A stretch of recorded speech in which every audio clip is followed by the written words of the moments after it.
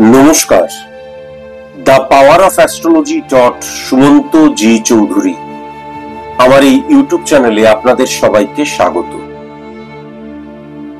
আজ আমি আলোচনা করব এমন একটা ইম্পর্টেন্ট সাবজেক্টকে নিয়ে, যেটা আমরা প্রত্যেকটি মানুষ ফেস করে।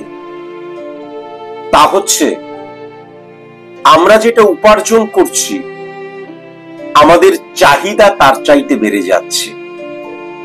তার ফলে কি হচ্ছে, আমি যদি 30,000 টাকা উপার্জন করি, আমি যদি 40,000 টাকা উপার্জন করি, ইভেন আমি যদি 1 লাখ টাকা উপার্জন করি, লক্ষ্য করা যায় 20 তারিখ 22 তারিখের মধ্যেই টাকাটা শেষ, আমাকে ঋণ করতে হচ্ছে। বা আমার একতলা একটা বাড়ি আছে, 2 তলার ভিত, আমি 2 তলাটা করব, তার জন্য ঋণ করলাম। সেটা ব্যক্তিকেন্দ্রিক হতে পারে বা সেটা কোনো ব্যাংক থেকে হতে পারে।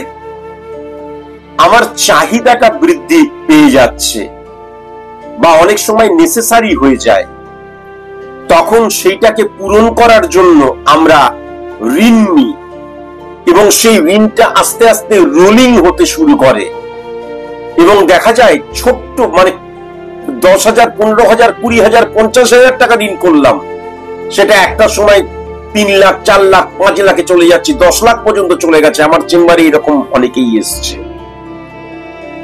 মূল প্রবলেমটা কোথায়? মূল প্রবলেম হচ্ছে আমরা বুঝতে পারি না যে আমাদের কখন নেগেটিভ সিচুয়েশন আসতে চলেছে আমাদেরই জীবনে। আমরা যদি আগে থেকে বুঝতে পারি যে এই সময়টায় নেগেটিভ সিচুয়েশন ক্রিয়েট হতে চলেছে, তাহলে প্রোটেকশন নেওয়া যায়, তাহলে আগে থেকে কসাস এবং কনসাস হওয়া যায়। কিন্তু যখন বুঝতে পারি না, তখন কিন্তু আমরা ভাবছি ও ঠিক ঋণ আমরা শোধ করে দিতে পারবো, বা যে প্রতিবন্ধকতাটা এসছে সেটাকে আমরা ফেস করতে পারবো, বা প্রতিবন্ধকতা আসুক আগে তারপর ফেস করবো। এই মানসিকতাটা আমাদের মধ্যে কিন্তু মারাত্মক রকমের আছে। এখন তো ভালোই আছি, প্রতিবন্ধকতা কোথায় আসেনি, তো হঠাৎ করে যেদিন এসে বা আমি বুঝতে পারলাম চলে এসছে আমার দোরগোড়ায়, তখন আমি তৈরি নয়, সেটাকে ফেস করতে পারলাম না। আপনারা জানেন, শুনলে অবাক হয়ে যাবেন, খুব ইজিয়েস্ট একটা ফর্মুলা আছে। দেখবেন, আমি নেগেটিভ অর্থে বহুবার বলেছি এবং এটা মারাত্মক নেগেটিভও, কিন্তু এটার একটা পজিটিভ গুণও রয়েছে, সেটা হচ্ছে তুলসী গাছ। আপনি যে কোনো ধর্মশাস্ত্রে, যে কোনো ধার্মিক প্রকরণগত দিক দিয়ে আপনি তুলসী গাছকে যদি অ্যানালাইসিস করেন, বারবার বলা হয় তুলসী গাছ কখনো ঘরে রাখতে নেই। খুব ভালো করে শুনবেন এবং এটাকে নিজের জীবনে ইমপ্লিমেন্ট করবেন। তার কারণ, তুলসী গাছকে সবসময় আমাদের যে বাড়ি, টোটাল বাড়ি, তার বাইরে রাখতে হয়। এটা তো বলা হয়। এবার তার কোন দিকে রাখতে হয়, হ্যাঁ রাখতে হয়, তাই রাখতে হয়, তা নিয়েও আমার ভিডিও আছে, আপনারা দেখে নিতে পারেন। কিন্তু আমি আপনাদেরকে যেটা বলছি সেটা শুনুন। বাড়ির মধ্যে যদি একটা টবের মধ্যে আপনি তুলসী গাছ রাখেন, এই তুলসী গাছ সাধারণত ভাবে কেন বলা হয় যে এটা কিন্তু বাস্তুকে নেগেটিভ ভাবে কিন্তু নিয়ন্ত্রিত করে? তার কারণ, আমার গৃহগত প্রবলেম, সাংসারিক প্রবলেম, এই পরিবারের মধ্যে যে কজন মানুষ আছে তাদের প্রবলেম এক্সট্রিম পর্যায়ে আসতে চলেছে, বৃদ্ধি পেতে চলেছে এবং এক্সট্রিম পর্যায়ে হিট করতে চলেছে। এরকম সিচুয়েশন যদি ক্রিয়েট হয়, তাহলে কিন্তু বাড়ির মধ্যে রাখা তুলসী গাছ মরে যায়। বাড়ির মধ্যে রাখা তুলসী গাছ মরে গেলে, শুকিয়ে গেলে অত্যন্ত অশুভ ধরা হয়। তার কারণটাই হচ্ছে যে এই যে আমরা আমাদের যে প্রতিবন্ধকতা অ্যাবজর্ব করার জায়গাটা, তুলসী গাছের প্রত্যেকটি গাছের চাইতে সবচেয়ে বেশি নেগেটিভ এনার্জিকে, আর তুলসী গাছ কিন্তু সবচেয়ে বেশি অক্সিজেন সরবরাহ করে। তাই জন্য বাড়ির চারিপাশে কিন্তু তুলসী গাছ, তুলসী মঞ্চের মধ্যে রেখে পুজো করার নীতি। তার কারণ তুলসী গাছ সবচেয়ে বেশি যত ছোট বড় বৃক্ষ রয়েছে, চারা গাছ রয়েছে, একমাত্র তুলসী গাছ সবচেয়ে বেশি অক্সিজেন সরবরাহ করে এবং নেগেটিভ এনার্জিকে অ্যাবজর্ব করার ক্ষমতা মারাত্মক। তুমি ঘরের মধ্যে হাজারো টব বাগান করে রেখে দাও, ছাদে, ব্যালকনিতে, সেই ফুলগুলো কিন্তু নর্মালি ফুটবে, যদি পরিচর্যা করো, সঠিক মতন রাখো, তাহলে ফুটবে, শুকিয়ে যাবে, এই হবে। কিন্তু গৃহের মধ্যে নেগেটিভ এনার্জি আসছে কিনা বোঝা যায় যদি গৃহের মধ্যে কোনো টবের মধ্যে তুলসী গাছ আমি রাখলাম এবং তুলসী গাছকে যথাযথ পরিচর্যা করছি। তোমরা নিজেরাই বুঝবে, ঘরের মধ্যে তুলসী গাছ নর্মাল লাগলে একটু শুধুমাত্র জল দেবে, তাতেও দেখবে টাং টাং করবে। কিন্তু যখনই নেগেটিভ এনার্জি ঘরের মধ্যে ইমপ্লিমেন্ট হবে, হওয়ার আগের মুহূর্তেই কিন্তু এই তুলসী গাছ শুকিয়ে যায়। তাই জন্য এটার একটা নেগেটিভ সাইড কি, আমাদের মানসিকতা, আমাদের মনোভাব নেগেটিভ হয়ে যায়। তুলসী গাছ শুকিয়ে গেছে, তাহলে আমার জীবনে প্রবলেম আসতে চলেছে। আবার এটাকে পজিটিভ ভাবে কিভাবে ইমপ্লিমেন্ট করা যায়, তুলসী গাছ যদি তুমি ঘরের মধ্যে রাখো, তাহলে যখনই তুলসী গাছ শুকিয়ে যাচ্ছে, এটা তুমি 100,000% শিওর হয়ে যেও যে তোমার ঘরের মধ্যে কিন্তু অশুভ প্রভাব আসতে চলেছে। এটা কোনো মিরাকেল, এটা কোনো ম্যাজিক বা এটা কোনো ধার্মিক মানে প্রকরণগত দিক নয়, এর পেছনে মারাত্মক সায়েন্স রয়েছে। আজকে যেহেতু তোমাদের আমি অত্যন্ত সাধারণ ভাবে বোঝাচ্ছি, তাই এর পেছনের যে মানে প্রচন্ড টাফ সায়েন্সটা রয়েছে, ক্রিয়া প্রতিক্রিয়া বিক্রিয়া রয়েছে, সেটাকে আমি বললাম না। তোমরা ঘরের মধ্যে একটা টবের মধ্যে বা যে কোনো কিছুর মধ্যে যখন একটা তুলসী গাছ পুঁতে রাখবে, সেটাকে আমি আবার বলছি, নিশ্চয়ই তোমরা বুঝতে পেরেছো সেটাকে অশুভ মানা হয় কেন। তার কারণ তুলসী গাছ শুকিয়ে গেলে কিন্তু ঘরের মধ্যে মারাত্মক কোন অশুভ প্রভাব আসতে চলেছে সেটা বোঝা যায়। এটাকে তুমি যদি পজিটিভ ভাবে দেখো, তাহলে ঘরের মধ্যে তুমি যদি তুলসী গাছ রেখে যাও এবং যদি তোমার সেই গাছটা শুকিয়ে যায়, তাহলে তুমি সিওর হয়ে যেতে পারবে এইবার আমার ব্যাড সিচুয়েশন, ব্যাড কন্ডিশন আমার পরিবারকে ক্রাশ করবেই করবে এবং করবেই করবে, তোমরা মিলিয়ে দেখবে। তাই জন্য এই যে আমরা আগে থেকে আমাদের নেগেটিভ যে সময়টাকে বুঝতে পারি না, ঘরের মধ্যে কোনো তুলসী গাছকে যদি রাখা থাকে এবং নরমালি পরিচর্যা করা হয়, যখন সেই গাছ শুকিয়ে যাচ্ছে তখনই কসাস এবং কনসাস হয়ে যাও, পরিবারের মধ্যে মারাত্মক ক্ষতিগ্রস্ত কোনো প্রভাব আসতে চলেছে, যেটা কিন্তু এক পরিবারটাকে স্ম্যাশ করে দেবে বা টালমাটালের সিচুয়েশনে নিয়ে চলে আসবে। কেমন?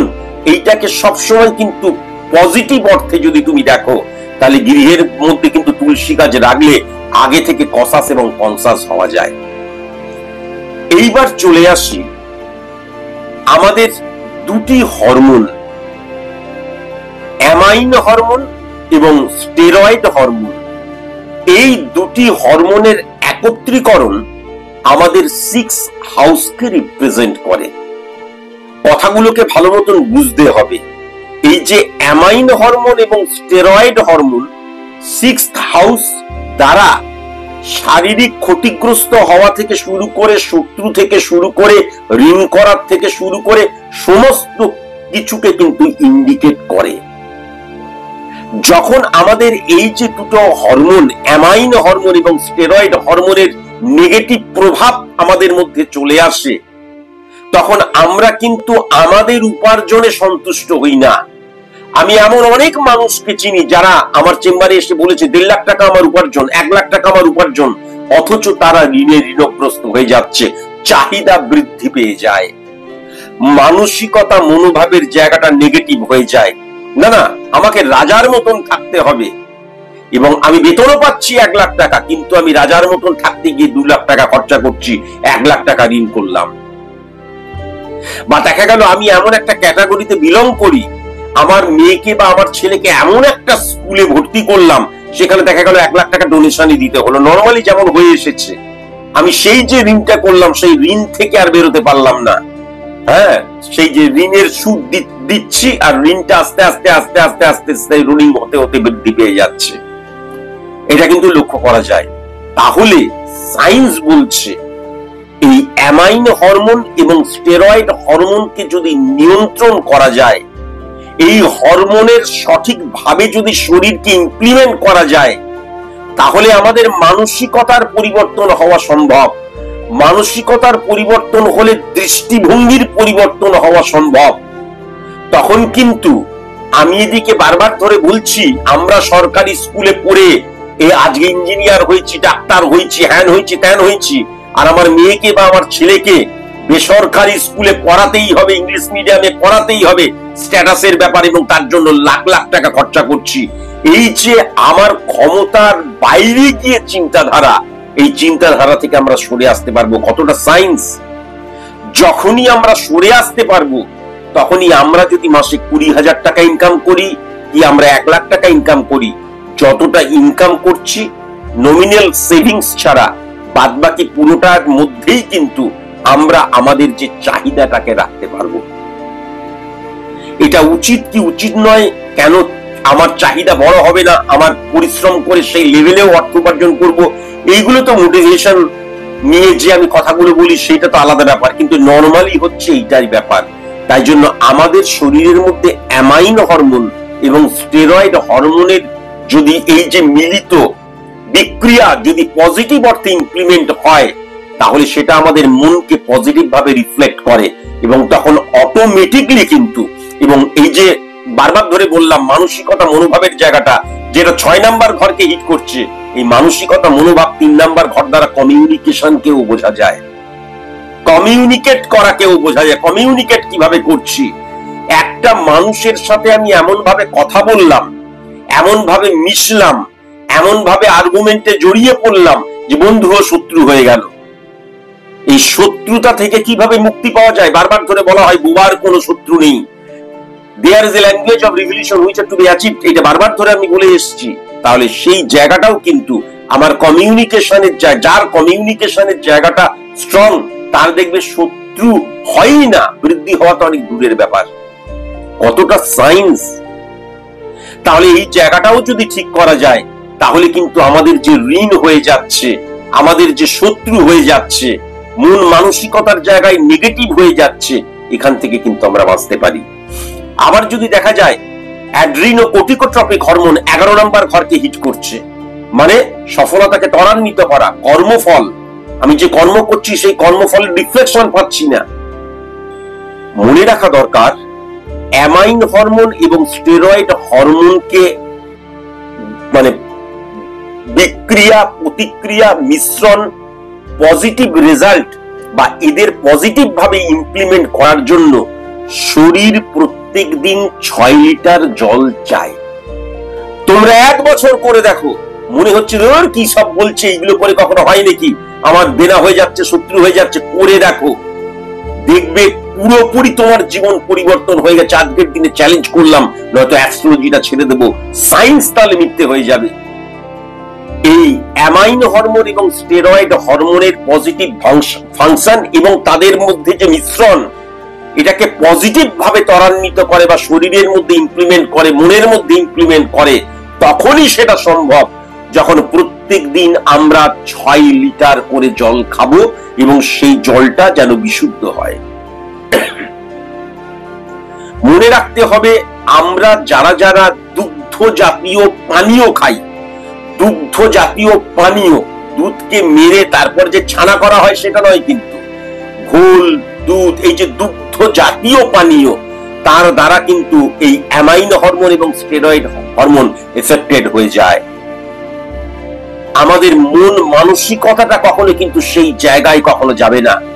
যেমন বলা হয় যে একজন স্টুডেন্টের মনোসংযোগ, মনে রাখার জায়গাটা, হ্যাঁ, বা আত্মবিশ্বাসের জায়গাটা, এই যে ভিটামিন বি এর প্রয়োজন ভীষণ, তাই জন্য বারবার বলা হয় এনিম্যাল মানে যে প্রোটিন, সেটা কিন্তু অবশ্যই একজন স্টুডেন্টের প্রয়োজন। সুতরাং নিরামিষ ভোজি, নিরামিষ খায় একজন স্টুডেন্টের চাইতে এই জায়গাগুলো অনেক পজিটিভ ভাবে হিট করে যারা আমিষ খায়। সায়েন্স বলছে এনিম্যাল প্রোটিনের মারাত্মক প্রয়োজন ভিটামিন বি কে ইনক্রিজ করার জন্য। ঠিক সেরকম করেই কিন্তু দুগ্ধ জাতীয় পানীয়, দুগ্ধ জাতীয় পানীয় যদি আমরা প্রত্যহ খেতে শুরু করি, তাহলে অ্যামাইন হরমোন এবং স্টেরয়েড হরমোনের যে একত্রীকরণের পজিটিভ ফাংশন, সেটা কিন্তু ড্যামেজ হয়ে যায়। ড্যামেজ হয়ে গেলে তখন কিন্তু আমাদের 6 এর যে প্রভাব, এই যে আমাদেরকে একটা গণ্ডির মধ্যে, অর্থাৎ আমার 1 লাখ টাকা ইনকাম, 1 লাখ টাকার মধ্যে থাকবে, এই যে মাইন্ডসেটের জায়গাটা তখন নড়ে যায়, এবং তখন কিন্তু আমাদের চাহিদাটা আমাদের ক্ষমতার বাইরে চলে যায়। কতটা সায়েন্স! তাই জন্য দুগ্ধ জাতীয় পানীয় কখনো খাবে না, বা বিশেষ করে মানে প্রত্যেকটা দিন কখনো কিন্তু পান করবে না। সে তুমি ক্লাস 10-এ পড়ো, মাধ্যমিক পরীক্ষা দাও, উচ্চ মাধ্যমিক পরীক্ষা দাও, বা তুমি ব্যাংকে কাজ করো, বা তুমি ইঞ্জিনিয়ার, হোয়াটএভার যেই হও। আর জল কিন্তু প্রত্যেক দিন 6 লিটার করে খেতে হবে। 1 বছর খেয়ে দেখো, মনে হচ্ছে তো এইখান থেকে আমি ঋণ মুক্ত হয়ে যাব, বা ঋণ করবো না, এখান থেকে আমি অসুস্থ হব না, এখান থেকে আমার শত্রুতা কমে যাবে। কমে কিনা 1 বছর দেখো, যদি না কমে অ্যাস্ট্রোলজিটা ছেড়ে দেবো, বিজ্ঞান মিথ্যে হয়ে যাবে। তোমরা অনেকে মন্দিরে যাও, মসজিদ, গির্জায়, নানান জায়গায় যাও। মনে রাখবে, এই 6th হাউসকে স্ট্রং করতে হলে এর নেগেটিভ প্রভাব ক্রিয়েট হয়ে যায় যখন পশ্চিম দিকে মুখ করে আমরা নামাজি পড়ি, বা আমরা কোন ঈশ্বরকে প্রণাম করি, বা পুজো আচ্ছা করি, বা আমি যিশুর সামনে গিয়ে কোনো কিছু প্রার্থনা করি, যাই করি, পশ্চিম দিকে কখনো কনসেন্ট্রেশনের কোনো অ্যাপ্লিকেশন করতে নেই, যদি আমাকে অ্যামাইন হরমোন এবং স্টেরয়েড হরমোনের পজিটিভ ফাংশন পেতে হয়। বুঝতে পেরেছো? পশ্চিম দিকে কখনো পুজো আচ্ছা, বা আমি ধ্যান করছি, বা আমি এমনি মনোসংযোগ করছি, কখনো পশ্চিম দিকে করতে নেই। এটা অবশ্যই মাথায় রাখবে। এরপর যদি দেখা যায় সন্ধে হয়ে গেল, অ্যাস্ট্রোলজিক্যাল মতে 6:27 পর থেকে সন্ধে মানা হয়। 6:27 PM এর পর থেকে কখনো কাঁচা অবস্থায় কাটলে রক্ত বেরোয় এরকম কোনো খাবার খেতে নেই। আমার কথাটা 1 বছর, মাত্র একটা তো বছর, শুনে তো দেখো। আর আরেকটা কথা অবশ্যই মাথায় রাখবে, এই যে আমাদের প্রভাব আমাদেরকে সন্তুষ্টিকরণের দিকে নিয়ে যায়। আমার যতটুকু আছে, আমার বন্ধুর 4তলা ফ্ল্যাট আছে, আর 4তলা বাড়ি আছে, আর আমার একটা ছোট্ট ফ্ল্যাট, এই যে কম্পেয়ার করার জায়গাটা নিবৃত্তিকরণ হয়ে যায়। কম্পেয়ার কখনো করতে নেই। নিজের যেটা আছে তাতেই সন্তুষ্ট থাকার প্রবণতা বাঞ্ছনীয়। হ্যাঁ, আর আরেকটা ব্যাপার যেটা হচ্ছে অন্যের টাকার উপর নির্ভরশীল। কেন আমি আমার যখন বাড়িটা বানাবো, বা আমার ফার্স্ট ফ্লোর বানাবো, মানে আমাদের মানে দোতলা বানাবো, বা আমি আমার ঘরের কোন রকমের আসবাবপত্র যখন ক্রিয়েট করব, আমি অন্যের টাকা নিয়ে করব কেন? এই যে করার প্রবণতা কে জাগাচ্ছে? বারবার ধরে বলেছি, হরমোনের দ্বারাই আমরা চালিত এবং পরিচালিত হই। এই অ্যামাইন হরমোন এবং স্টেরয়েড হরমোন 6th হাউসকে হিট করছে, এবং 6th হাউসের নেগেটিভ ইম্প্যাক্টের জন্য কি হয়ে যাচ্ছে, আমরা অহেতুক আর্গুমেন্টে জড়িয়ে পড়ছি, কমিউনিকেশন স্কিল ঠিক হচ্ছে না, কেননা 3 নাম্বার ঘরকেও হিট করছে, এবং আমাদের মধ্যে কি হচ্ছে, চাহিদা বেড়ে যাচ্ছে। হ্যাঁ, আমি এমনিতে মন্ত্রীর মতন চাইছি, রাজার মতন, সম্রাটের মতন বাঁচতে। তাহলে রাজা এবং সম্রাটের মতন বাঁচতে গেলে রাজা এবং সম্রাটের মতন হতে হবে। তার যোগ্য না হয় মন্ত্রীর মতন বা সেনার সৈন্যের মতন যোগ্য হয়ে আমি রাজার মতন বাঁচতে গিয়ে হাজার হাজার লক্ষ লক্ষ টাকা ঋণ করে ফেলছি। আর NaCl বারবার ধরে যদি অ্যামাইন হরমোন এবং স্টেরয়েড হরমোনের সাথে যুক্ত হয়ে যায়, তাহলে এর বিক্রিয়া প্রতিক্রিয়া নেগেটিভ হয়ে যায়। তাই কাঁচা নুন কদাপি খেতে নেই। কাঁচা নুন তুমি যদি 1 চিমটা করেও প্রতিদিন খাও, তাহলে তোমার 6th হাউস নেগেটিভ হয়ে যাচ্ছে। Amine hormone, steroid hormone negative function create করছে, তোমার মধ্যে সংযমের অভাব হয়ে যাবার জায়গা লক্ষ্য করা যাচ্ছে। খুব ইজিয়েস্ট ব্যাপার, একদম ইজিয়েস্ট ব্যাপার। বিশেষ করে ঘরকে দূষণমুক্ত রাখার জন্য গরম জলে মোটা নুন ফেলে, হ্যাঁ, ওই 1 খাবলা তুললাম, নুন ফেললাম, এবং তা দিয়ে যদি পুরো ঘরটা মুছা যায়, তারপর আমি এমনি জলের মধ্যে ফিনাইল মিশিয়ে, হ্যানত্যান মিশিয়ে তারপর আবার মুছলাম, সেক্ষেত্রেও কিন্তু বাস্তুর যে নেগেটিভ ইনফ্লুয়েন্স, কেন বাস্তুর মধ্যে কোনো জার্ম থাকে না। এটা সায়েন্স বলছে, এটা সুমন্তজি চৌধুরী বলছে না। আর মনে রাখবে, প্রত্যেকদিন 6 লিটার জল বাঞ্ছনীয় আমার এই অ্যামাইন হরমোন, স্টেরয়েড হরমোনের যে ফাংশনটা, বিক্রিয়াটাকে সঠিক মতন ইমপ্লিমেন্ট করার জন্য। একদম ইজিয়েস্ট ব্যাপার। আর আমি আবার বলছি, দেখবে পুরো ধর্মশাস্ত্র, মানে তুমি যেই হও, সবাই বারণ করে, বারবার ধরে বারণ করে ঘরের মধ্যে তুলসী গাছ রাখবে না। কিন্তু আমি বলছি, ঘরের মধ্যে একটা ছোট্ট টবের মধ্যে তুলসী গাছ এমনি রাখো, এমনি গাছ মনে করে প্রতিদিন জল দাও। তার কারণ যখন ওই গাছটা শুকিয়ে যেতে থাকবে, তার মানে মনে করবে ঘরের মধ্যে মারাত্মক কোনো নেগেটিভ প্রভাব বা মারাত্মক কিছু ঘটতে চলেছে। তাহলে তুমি কনসাস এবং কনসাস হতে পারবে। আমি যে খুব ইজিয়েস্ট ভাবে যেটা বোঝালাম, সেটা কতটুকু বুঝলে আমাকে অবশ্যই জানিও। আর আমি যে ইজিয়েস্ট ভাবে বোঝালাম, এর ইম্প্যাক্ট কিন্তু বড় মারাত্মক। আজকের মতন এইটুকুই, নমস্কার।